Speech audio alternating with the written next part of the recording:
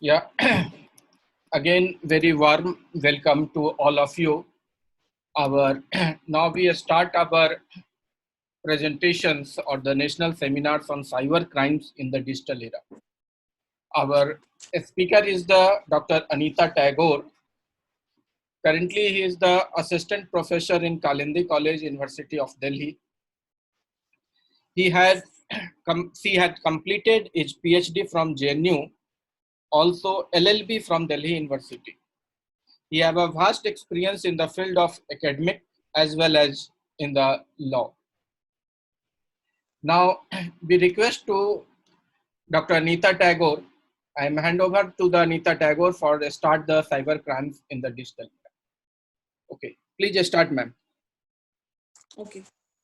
Good morning to everybody. Can you hear me? Yeah, it is audible, ma'am. Okay. So today I'm going to speak on cyber crimes in digital era, and I'm going to take you through various historical trajectory about how crimes in India emerged, and we'll also look into the history of how cyber crime emerged. So this presentation is particularly going to be looking at cybercrime from the legal landscape that is in India. And also in the last section of the presentation, I'm going to look at cybercrime, particularly looking at women crimes in India. So the concept of crime, as we see, is not, can you please make it to the first slide? Yeah, ma'am. Yes. Okay. So the first question that comes to us is what is cybercrime? But before looking at the question of what is cybercrime, it is very important for us to understand what is crime and what is it that makes cybercrime different from crime, or is cybercrime just a subset of crime? So the concept of crime, as we see, is not a modern one, and it has existed from times immemorial. And therefore, the nature of crime also has changed with our leaps in time.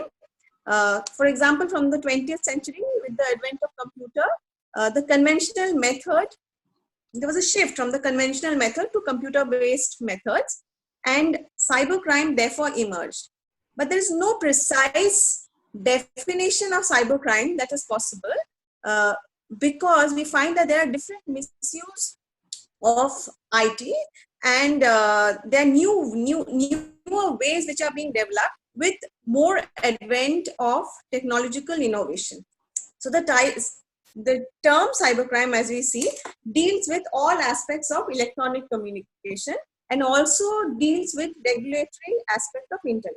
The IT revolution, therefore, we see has created a digital world, and the greatest challenge it poses to the legal world as well.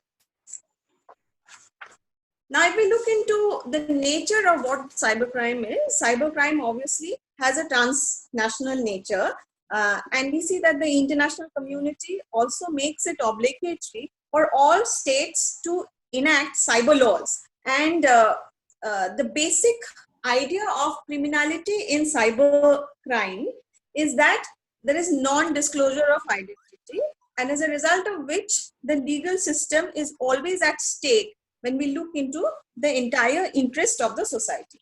So until 1999, India did not have any legislation which governs cyberspace. However, when we come now to the question of what is cybercrime, we see that there has been a misuse of computer, particularly in the context of internet. And this is not a specific misuse. There can be various new innovative misuses which get developed day by day. And it is possible, and therefore it makes it very difficult for us to give a precise definition of what is cybercrime. But nonetheless, in the present era of very rapid growth, information technology is encompassing all lifestyles over the world. And these technological developments therefore have made a transition from paper to the paperless. And therefore, there are also newer standards of speed, of efficiency, of accuracy in communication, and these have also become the key tools for boosting innovation, creativity, as well as overall productivity of different kinds of systems. Now, computers are being extensively used for to store confidential, political, social, economic data, as well as personal data. And therefore we see that there is the question of misuse therefore becomes so very important for us. Internet has become so easily accessible. You can manipulate as well as destroy information at your own pace. There is that we see between conventional crime as well as cyber crime, which gets extremely blurred. And this we will also find in the different kinds of laws which exist in India, where we look into a specific IT Act as well as the different other sections of the IPC and the CRPC, which come together to define and to punish cybercrime. The cyber world, as we see, is non-physical. Obviously, it is boundaryless and also intangible, and therefore we find that it becomes an international. At the same time, it is also very the porous nature of cybercrime therefore makes it very difficult to be for prosecution. Now, I have given a very cybercrime. This is particularly because we see that in cybercrime there is manipulation of the computer, of the cyberspace. There is no use of physical force, and it is obviously against the will of the victim. Some of the commonly spelled out definition of the crime, as we see, is you can look into the PPT and you will find obviously a criminal activity which is involving unlawful access to or utilization of the computer. I've just explained it to you.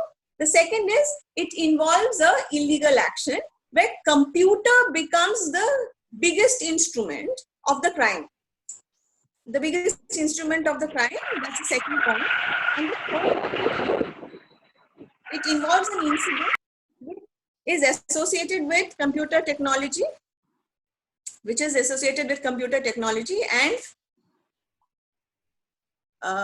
and there is violation of law, which defines what the crime is. Now, this activity is unauthorized and it is also unlawful. Why is it unauthorized? Because you do not authorize the other person to use your data for his manipulation. This can be achieved through the tampering of the computer as well as the use of internet in such a fashion that one person can see the second slide, please. The second slide, please. Okay. So this cybercrime, as we see, can be committed from a place which is distant and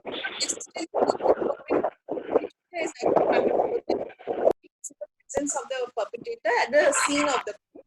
And also the detection of the crime therefore requires high-tech skill, which generally the investigators lack. Another feature of the cybercrime is that the perpetrators can also be an insider, somebody who knows you, who has access to your computer, who would know your email addresses, the password. So the target can be both an outsider as well as an insider who can target you. Now, the perpetrator and the victim, both of them can be anonymous, and it is difficult to identify both of them. Now, the second important issue over here is the place of crime. So the place of crime can be actually far away from where the computer is placed. Evidence collection in cybercrime is also very easy to erase, which actually renders finally the victim helpless. Now, I have what are the main reasons of cybercrime? This is important for us to understand that why these crimes are happening in India and at such a large pace. So the crime is a social phenomenon, and we see that criminologists have studied for various reasons and given different reasons as to why crimes are committed. But if we look at the vulnerability of computers, we can actually look into 4-5 important reasons which I have charted out for you. So one is the capacity to store data in comparatively small space, which actually means and a small microprocessor computer chip can store lakhs of pages in a CD-ROM. It is non-volatile and it remains indefinitely in your presence unless you intentionally want to erase it or you want to overwrite it. So there is wider access to information resources over large and extensive that we find in the technology used is extremely complex. The second important reason is that wider access to information. What does that mean? That means that access where there is possibility of breach, not due to human error, but because of complex technological manipulations. So there is always a possibility of breach in whatever data that you store in your computers. So for example, a bank vault, so which usually has lakhs of rupees and is well guarded and is well against unauthorized access by miscreants. However, still it can be used by hackers who have access to the vault. The third important issue is complexity of computer system. And all of us know that the hackers usually exploit the existing operating systems and the security devices to have access to the computer in which you are working in. So this is basically the reason for it is the weakness of the existing computer system in which you are operating. The third important issue is negligence. The negligence of the network users. Negligence, as we see, is that it is important for computers to see that the criminal does not have access to illegal access to control. Cross-sector computer users have shown that there is a lot of anxiety to put computer software in regular operation. The reason is negligence of the network users. Yes. Yes, ma'am. Continue. Non-availability or loss of evidence. And here we find anonymity is the most important.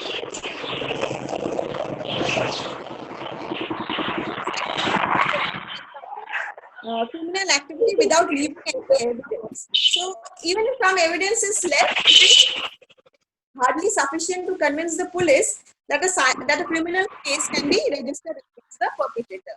So there is inadequacy in traditional methods of evidence collection and crime investigation, as we see, has to adopt new techno-legal, I should say techno-legal methods, which are now called as cyber forensics. And they also include computer forensics as well as network forensics. The most important reason for cybercrime and how cybercrime is its way is uncertainty. So cybercrimes cut across territorial borders, which undermine the feasibility as well as the legitimacy of applying domestic laws. And as a result of which we find that cybercrimes are committed through cyberspace networks and connectivity, and therefore limitation because of the transnational nature. So there is no single international code of and procedure governing cybercrimes. And that makes it very, very. I think somebody has just put on the. Please mute your microphone. Yes, somebody needs to put it off. Yeah.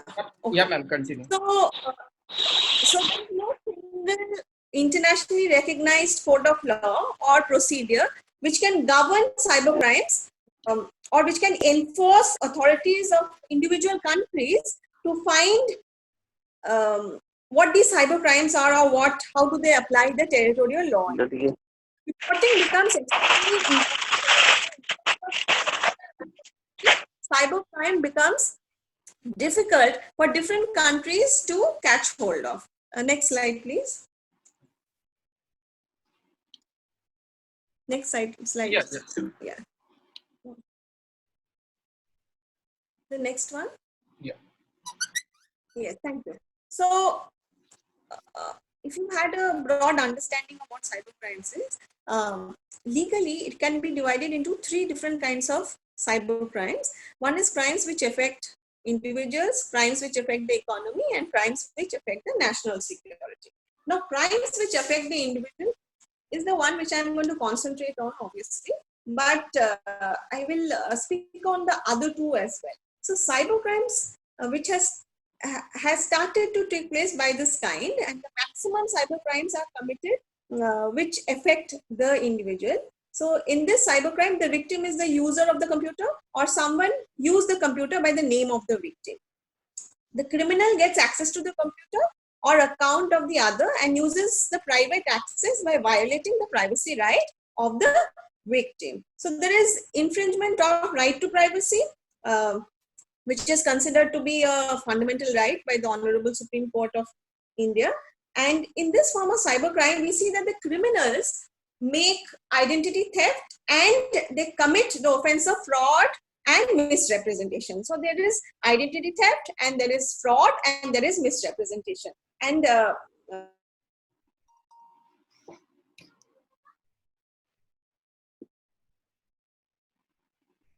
you know, the cyber stuff would be such as internet, email, SMS, your MMS, which are used as device for stalking. The second important is crime against, you know, the economy, which affect the economy.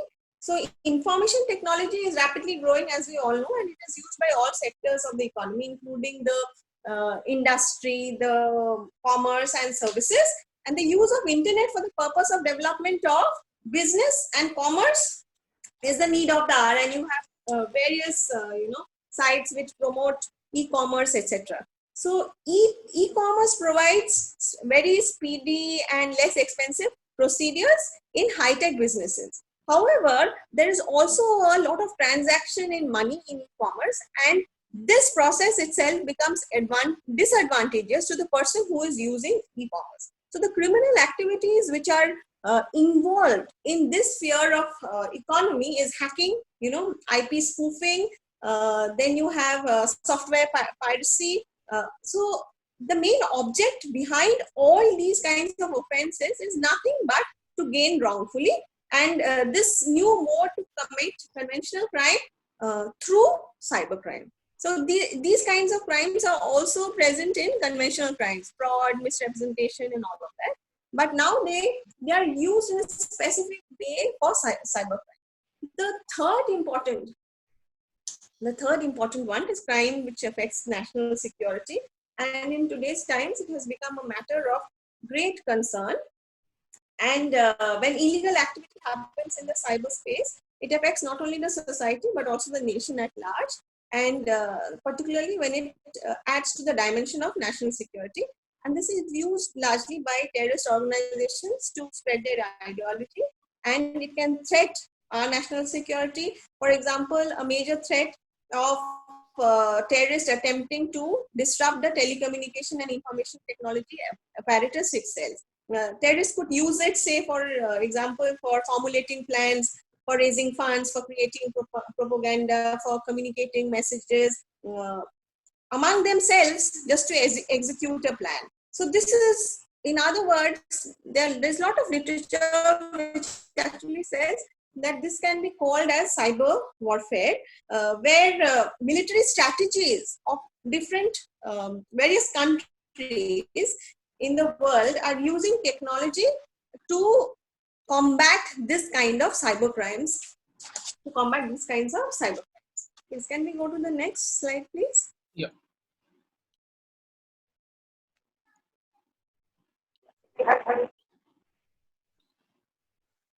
Yes, ma'am. Okay. So before I come to the context of the argument of this paper, I will also try and explain to you. I'm assuming that most of you come from the non-legal field. So I will try and explain to you that what is it that how does the Indian law look at cybercrime? So cybercrime, as we see, obviously has a specific law, which is the Information Technology Act, which looks at cybercrime partially. Not that the Information Technology Act only looks at cybercrime, but it has sections which deal with cybercrime. But other than the IT Act, we also have our Indian Penal Code, which is used extensively to look into cybercrime for the conviction of cybercrime. So we see that the Indian legal system has enacted the IT Act, which is 2000, and it has also been revised and amended, but it's a substantive criminal law which has been incorporated. So that is one. For example, there are similar offenses which fall under the Indian Penal Code, and I will just mention you the sections, not delving into the sections, but just for for your information, so that it becomes easier for you to understand what I'm talking about. So in the Indian Penal Code, which is the penal code and which talks about conviction and punishment for different kinds of offenses, not only cybercrime but various other offenses. So, for example, there are around 10 of them which I will mention so that it becomes easier for you to understand. One is, say, sending threatening messages by email.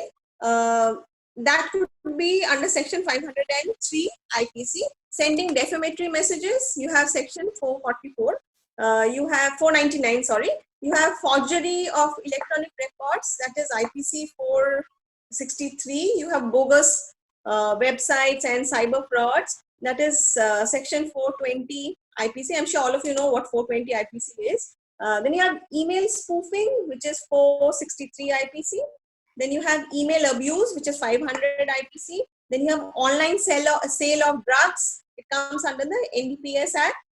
You have online sale of arms. It comes under the Arms Act. You have pornography which sells, which is also section 292 IPC.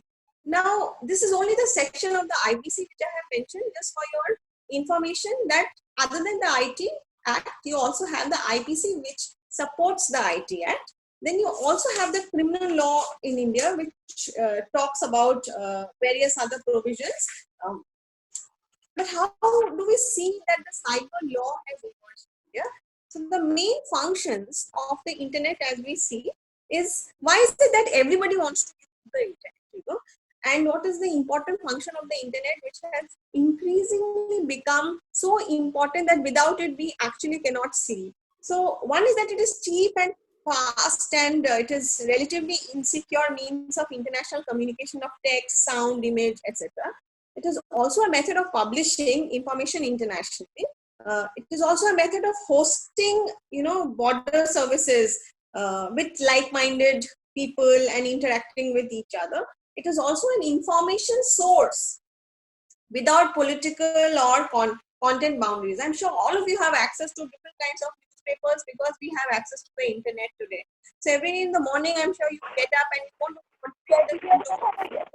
have access to the BBC News, you can watch videos. So all these feasibilities actually makes the internet so comfortable in our lives and also makes us more vulnerable also.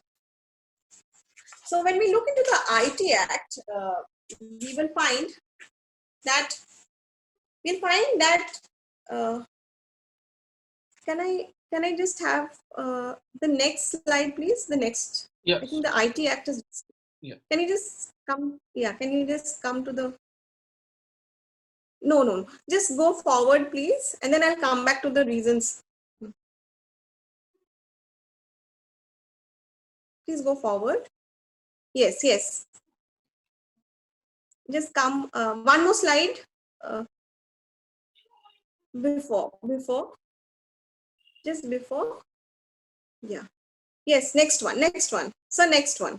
Yeah. So next one. The next one, please. Yes. Thank you.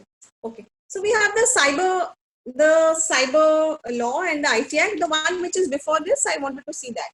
Yes. Thank you. Okay. So the chapter 9 of the IT Act, as we see, defines certain offenses which are prescribed and the punishment for the Cyber Act. Now I'm going to talk about the Indian law and then come to the Indian contents, and it will make us easier for us to know. Now section 65 talks about, it's a very important act. So from section 65, 66 and 67, these are the three important units which I'm going to talk about. Now section 9 of the IT Act, it deals with the penalties as well as the authorities regarding the adjudication. And section 9 focuses on important features that we see. One is the way it can regulate the conduct in a unique way. What is the civil regulation about it, the process of adjudication, and what is the proceeding to be conducted. These are all matters of, if you have a look at the IT Act on the internet, you will be able to read it, and it is something that does not require discussion. What requires important discussion is looking into section 65, which talks about tampering with the computer source document. So I'll read it out and it will be easier for you to understand. That whoever knowingly or intentionally, very important, in law, the idea of intention is important for us to define what crime is. So therefore you have to intentionally or knowingly, that is, you have knowledge about it or you have the intention to conceal or destroy or alter, intentionally or knowingly, causing another to conceal, destroy, or alter any computer network, which can be, code use, or you can computer programmer, when the computer code is required to be kept or maintained by the time being in force, shall be punishable by imprisonment to 3 years or with fine, which can be extended up to 2 lakh rupees. So that's very clear. That becomes that you must have the intention or the knowledge, and you seek to conceal, destroy, or alter the computer source for your own benefit, and this can cause you, punishment for 3 years, as well as there can also be fine, which can be till 2 lakh rupees. Now, section 66. Next slide, please. Now, this section was also enacted, to protect the institution where important data is going to be kept or stored. Okay, this section 66, and there are times when we find that it is important for us to prove that where the source is. So it becomes very handy when we are looking into the source use. Now, section 65 and 66 that we see, and section 66 deals with the offense of unauthorized access to the computer. In the language of the computer, it is called hacking, but we do not use the term hacking in the IT Act. And this section is also based on the premise of dishonest intention.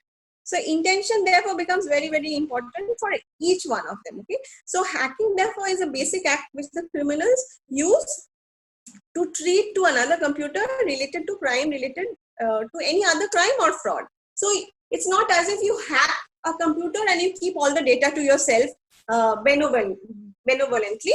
You actually use hacking as a method to have access to the computer, to catch hold of the data, as well as to use that data to commit other kinds of crime, which could also include fraud. Next, please. Next, please. Next slide, please.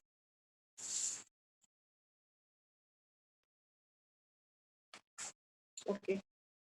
Before I go to the other ones, let me just tell you about this, that the Information Technology Act was amended in 2008, and they have brought into the purview of section 66 and 67 various other subsections, which is important for us to know. One is that the Information Technology Act of 2008 also broadened the definition of cybercrime, and for the first time we see that there was a term which was used, which was called the communicative device, and here they have included the cell phone, the iPhones, the iPods, and all of that has been now included, and 2008 amendment actually has included it in it. And what is it that we see in the section 66 now? We find new provisions have been added, particularly to sending of offensive or false messages, receiving stolen computer resources, identity theft, cheating by personation, violation of privacy. So these are different kinds. Okay. And there is also another term which has been used, which is called cyber terrorism, and it talks about imprisonment of life. And section 66F talks about any act which is committed with the intent to threaten unity, integrity, security, and sovereignty of India. So these are the important sections. Now, section 67 is important over here because it talks about obscene information, publication of obscene information.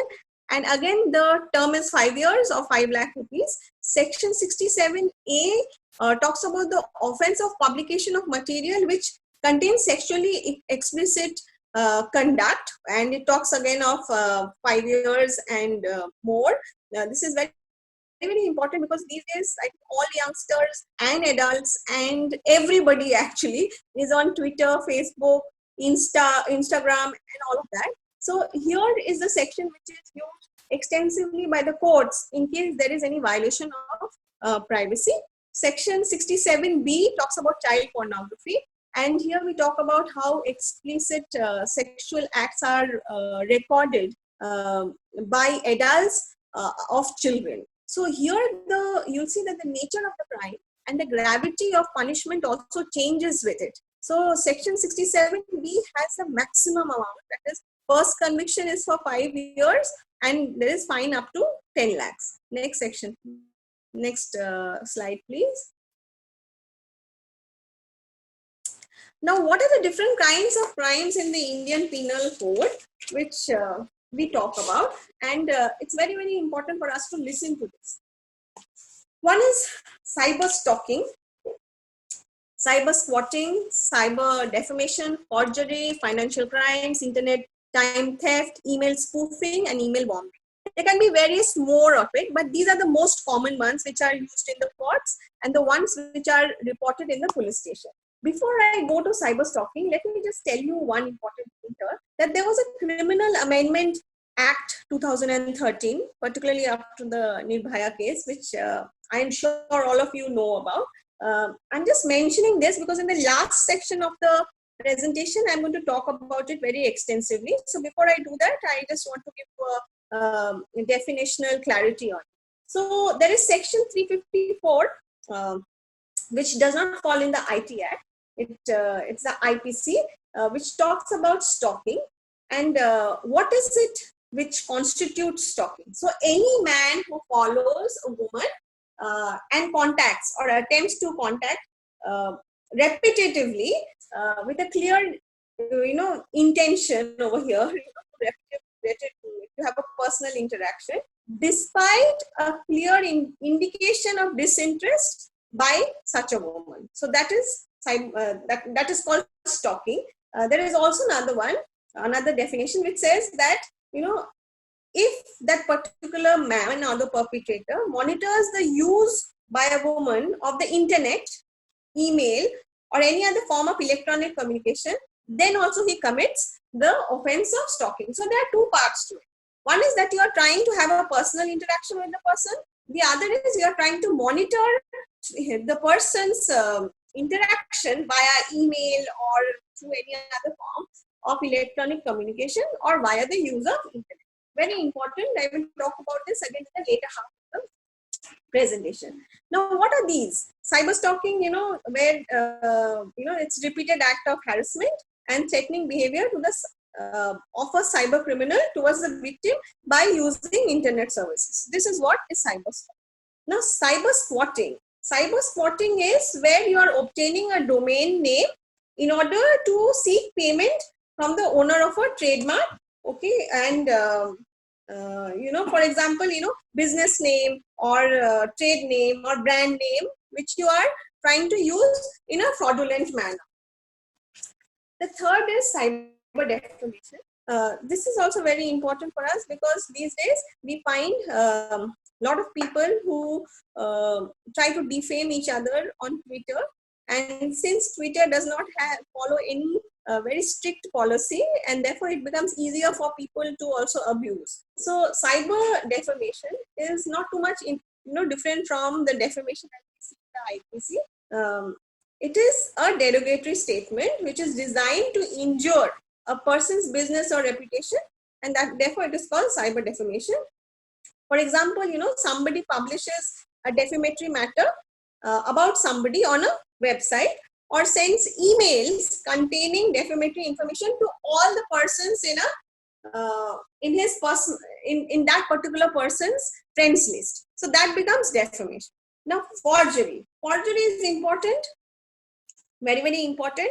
And there is counterfeit, say currency notes, postage, revenue stamps, mark sheets, which can be forged by using sophisticated computers, printers, and scanners. So the control from such attacks becomes very, very difficult in the matter of cyber in forgery. And today you have a lot of cyber forensics which actually detect whether the certificate that you have submitted at the time of admission in a college or in school is forged or not.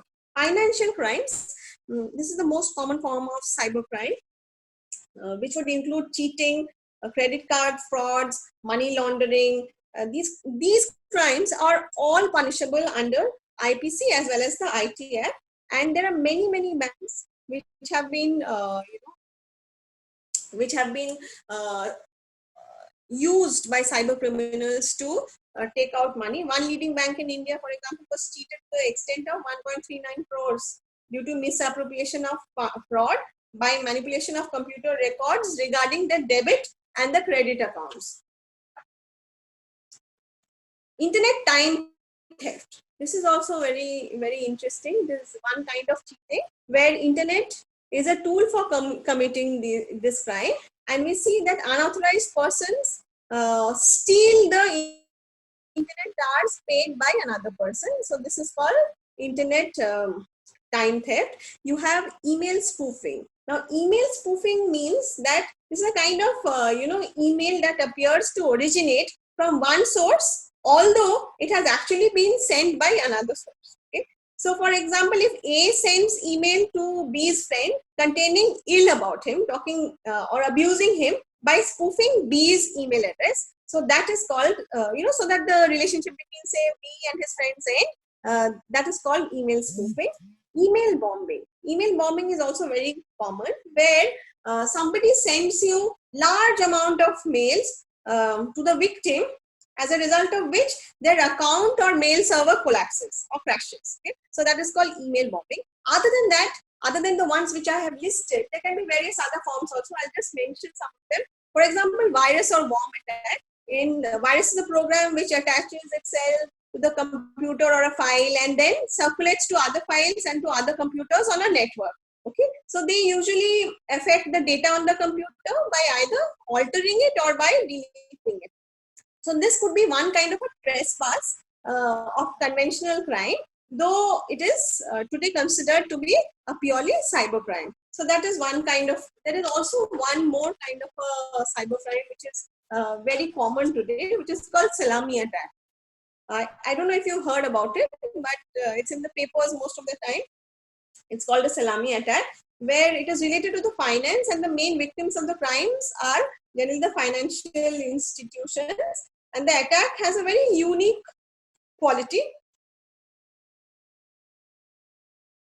that the alteration is so insignificant that in one single case, it would go completely unnoticed. Okay, so for example, a bank employee, say, inserts a program whereby a merger sum of say rupees 3 is deducted from customer's account, for each customer's account. Okay, it's such a small amount, say rupees 3, that it is not noticeable to anybody. But if this 3 is multiplied to, say, 10,000 customers, then it turns out to be quite a big amount.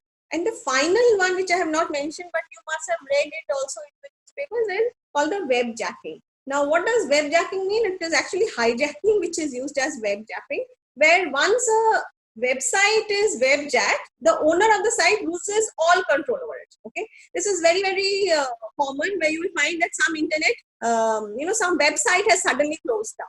Okay, it really happened for the Delhi University website, which was jacked some months back. So, okay, next slide, please.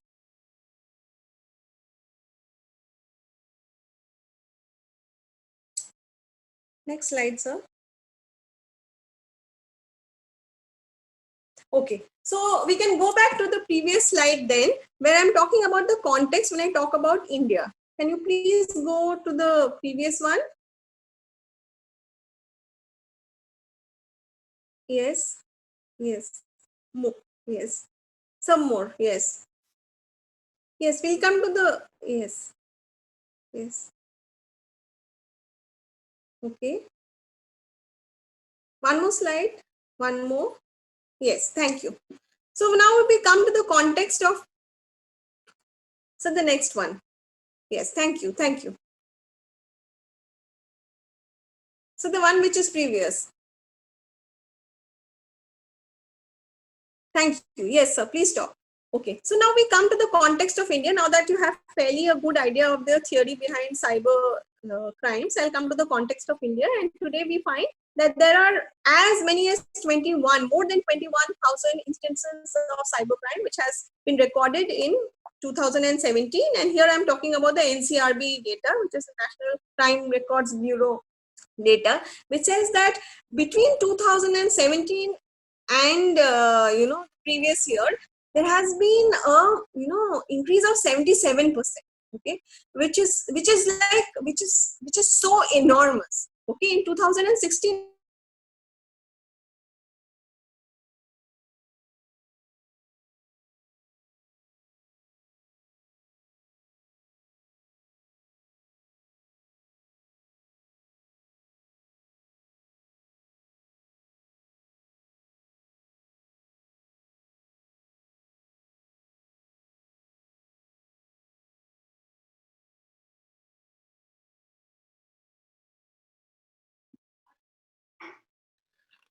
Yeah, ma'am, are you audible?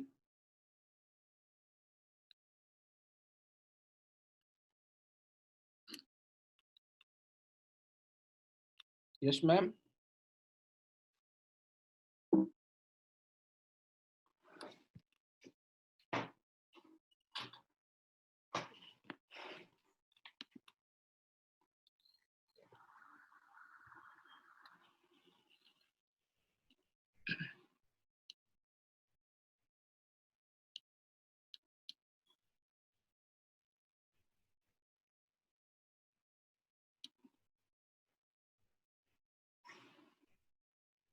Yes, we see the various aspects of the cyber crimes, and due to some technical reason, ma'am is not able to connect. Okay, and ma'am, explain the various yeah, concepts I'm of the. here. Yeah, are you able? Yeah, I am here. Okay, okay, ma'am. I'm here. So just let me conclude very quickly. Yes, ma'am. Okay, okay. So can we just, Yes, yes, yes, ma'am. I am giving.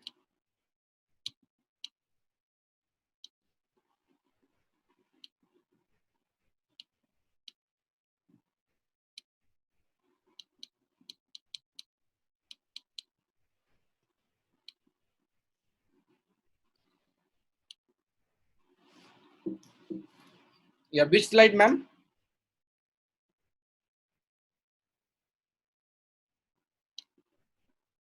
Which slide, ma'am?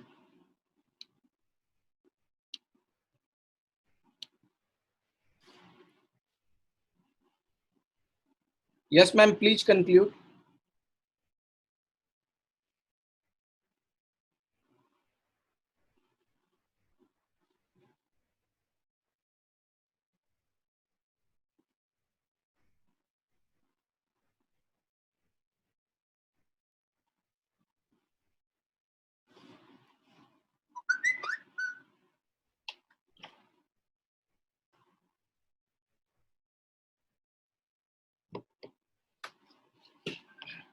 Yeah, sorry, ma'am is not able to connect.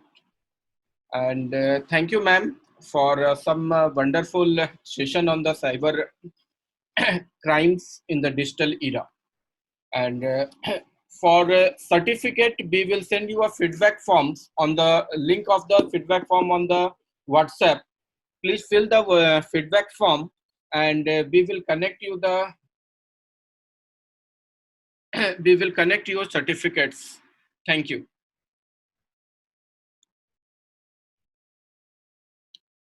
Yes, ma'am.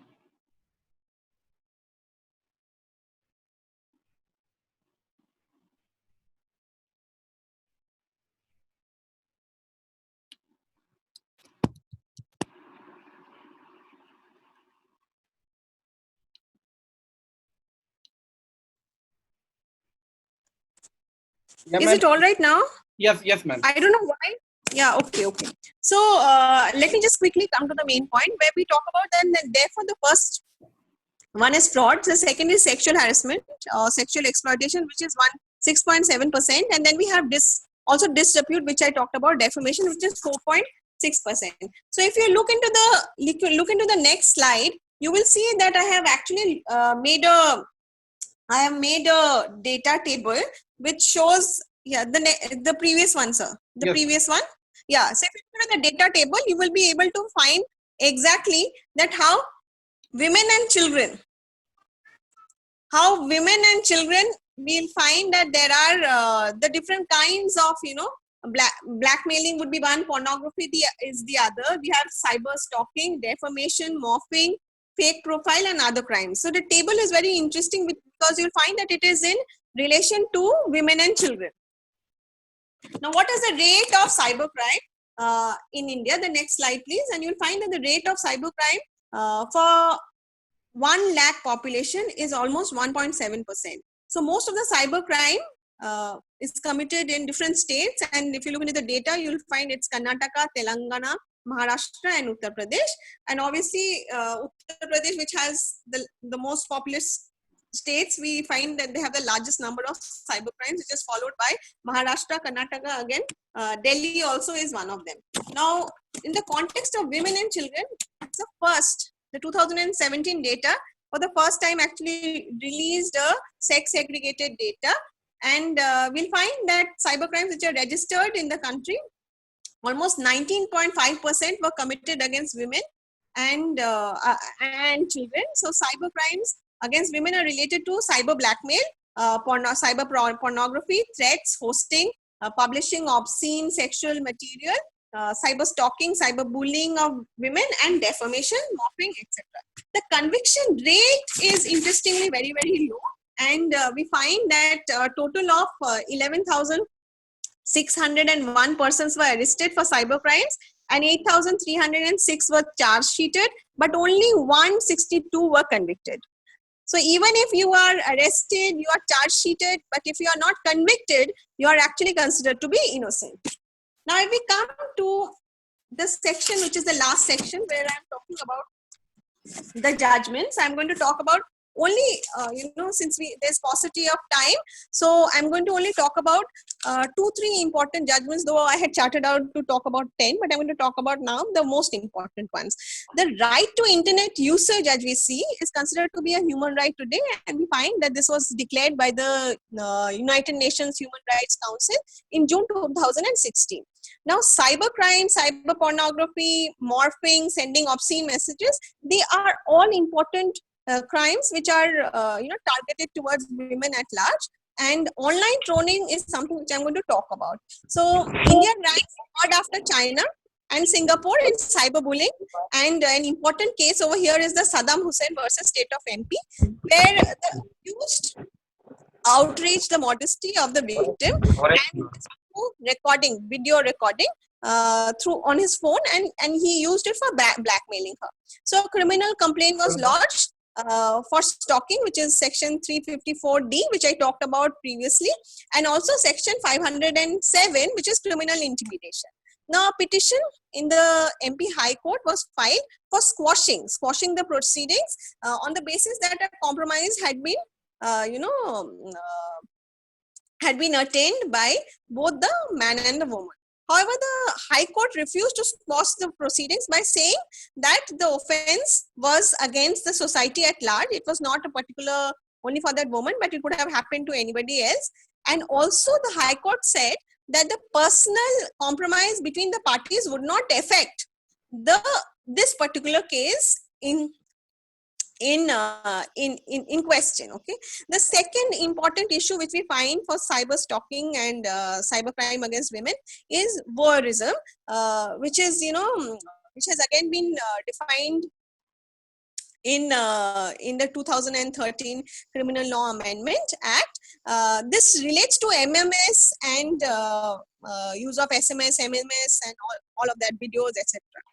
There's a very important case over here, which is 2004, the Delhi Public School case, which I'm sure all of you remember, where there was creation of a pornographic MMS between two students, and there was illegal distribution, as well as there was also auction of it. There was a bid to auction it, and in a website which is called eBay India, which was then called the Bazi.com.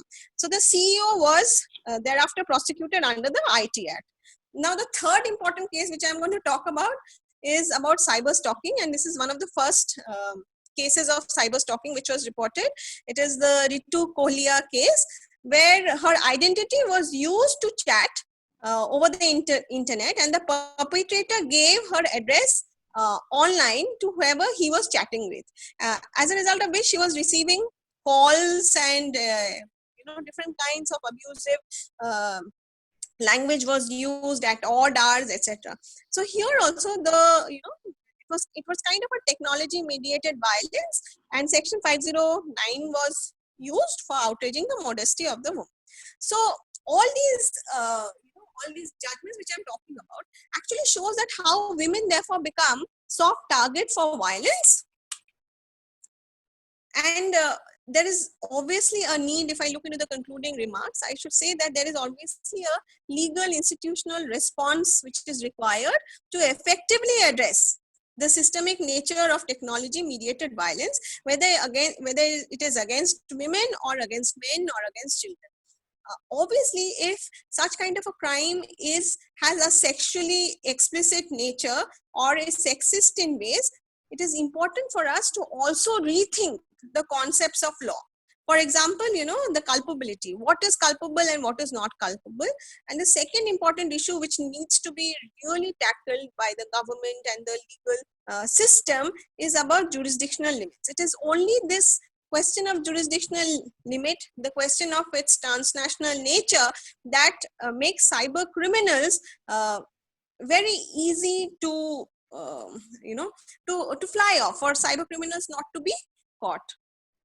Okay, I should end here then. Thank you.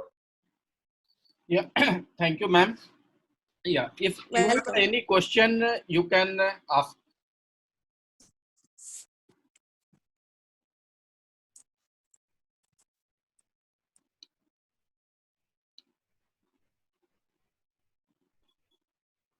Hello, good morning, ma'am. Yes. Yeah, tell me. Hello, I'm doing my engineering. I'm doing my engineering now. How can I go for cybersecurity job? Okay, you Do I need to repeat take your any question courses or one any examination for choosing my profession in cyber? I cannot hear. Can you hear me, ma'am, now? Yeah, I can hear you now. Can you please repeat your question? Yes, ma'am. I'm doing my IT engineering now.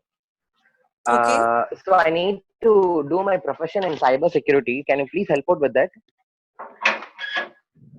So do you want to do, what do you want me to answer? Do you want me to recommend to you a course, or do you want me to answer any specific question? Yes, ma'am. I want to go for my cybersecurity profession. So I need any course to join. I have to go for my highest education in cybersecurity wise. See, I can only tell you about, there are different kinds of, today's cybersecurity is obviously the most prominent domain which has emerged. So I can only tell you from the perspective of a lawyer, okay? So there are different kinds of courses which are now designed by the different national law schools, which talk about cybersecurity laws alone. So because there is an IT Act and there are lawyers who are specialized only to look at cases of the IT Act, therefore it is taught also in that fashion. So probably you can have a look at the websites of the national law schools, which give also a diploma on national security laws. Does that answer your question? Yeah, any more question? Yes, hello. Yes. Hello. Yes, please. Madam, Yes. my name is Prakash Kumar and I am from Ranchi, Jharkhand. Yes. I have one burning question regarding cyber law. Okay. if cyber law and if cyber law and IT Act are so foolproof, then why, madam, cyber crime is increasing day by day? Why conviction rate are too less in cyber law? Why police are Yes. not unable to submit a case diary or charge sheet at the stipulated time? Yes. Okay. This is my This question, madam. Yes, I think I have answered your question in my presentation, where I am repeatedly telling you that cyber law is a very volatile subject. It is porous. Okay, the transnational nature of it, because you don't have identity, there is anonymity. There are different kinds of characteristics of cyber law. It is very difficult to get hold of evidence. There's very difficulty in getting hold of evidence, because it is differentiated from traditional or conventional crimes, and therefore we find that it's difficult for the police to charge sheet, and the conviction rate is very low. Anyways, if you see any crime that is done against women, the conviction rate is always very low. So I hope you understand that cyber law, as it has emerged, does not have the conventional features of crime, and that's the reason why the IT Act has not been able to do much about it. Oh, yeah. Madam, we are having adequate infrastructure and gadget. Then why there is so less? I want to know. Then why there is so less of conviction rate is going so less? Is there any loopholes in this act? Of course, the act, I told you that there are two important loopholes. That is, first is defining culpability. Okay, that is who is culpable and who is not. Okay, so for example, if you are doing a crime sitting at your home and you are having access to say you are placed in Ranchi and I am placed in Amsterdam, and I am placed in Amsterdam, and you have access to my computer in Amsterdam. Okay, so there is one is jurisdiction. So if I am a citizen of Amsterdam, do I file a case in Amsterdam or in India? Okay, so that is one question which is very, very important. That is the jurisdiction. Okay, and you'll find that most of the trolling which happens in India, they always have a source which is not in India. So the troll armies are all sitting either in Russia, China, or any other XYZ place. Okay, so jurisdiction becomes very, very important in cybercrime. That's the reason why I'm saying that transnational nature of the crime makes it difficult to define what the crime is also. Okay, unless the person who has access to your computer is known to you, say a stalker, who you know who the stalker is. Okay, it is very difficult. You have to, I'm sure you know that there is an entire team of cyber forensics now, which deals with cybercrime today. Okay, that's the reason why there is less conviction rate also. Okay. Thank you, madam. Okay, thank you. Thank you. Any more questions?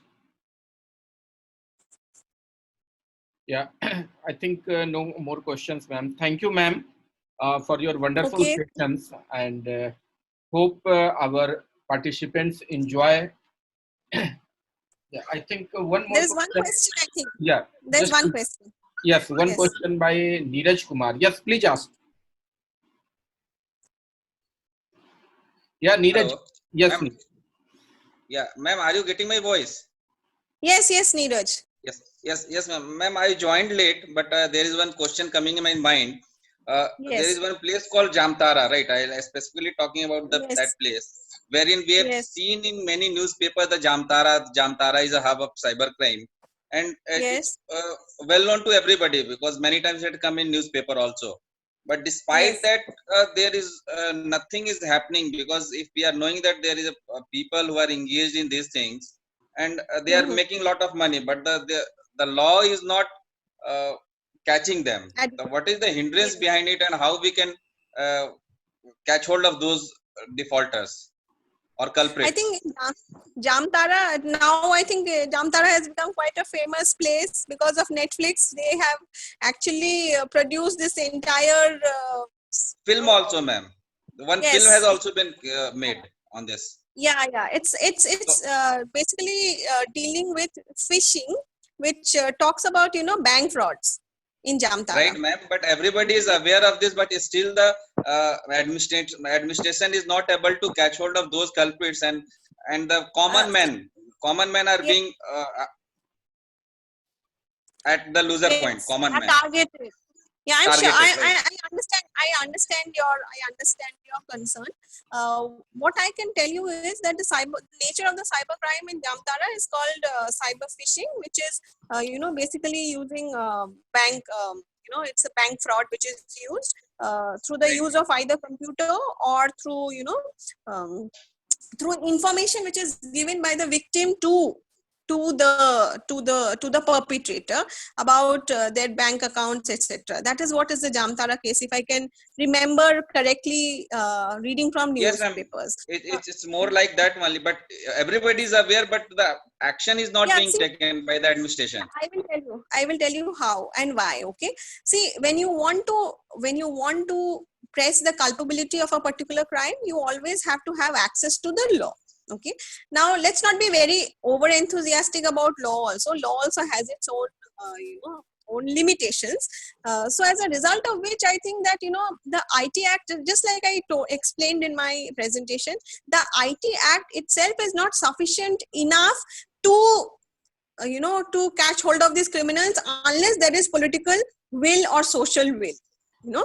So the IT Act has certain loopholes which I talked about in great details to you already, but the IPC could be used. The Indian Penal Code can be used for cheating, fraud, criminal intimidation, provided that there is a victim who comes up to complain.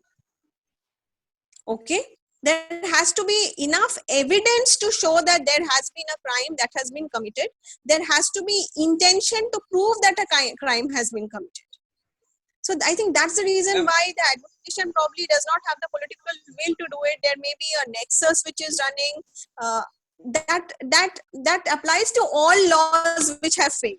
Not only the IT Act, but all laws. Okay, that's the reason why I specifically talked about this particular case, of the first case which I talked about, the MP case, which was about stalking and outraging the modesty, where both the perpetrator and the victim, in spite of making a complaint, came together for a compromise. Okay, so the court gave a very good judgment by saying that you cannot reach a compromise in cases like this. It talks about the society, and therefore the court will still continue with the case. Okay, so that is what, there has to be a will from the politicians, from the lawyers, from the court, for these cases to be taken up by the government. Right, ma'am. Thank you. Okay, ma'am. Thank you. Yeah. Thank you, ma'am. And now I am in the session.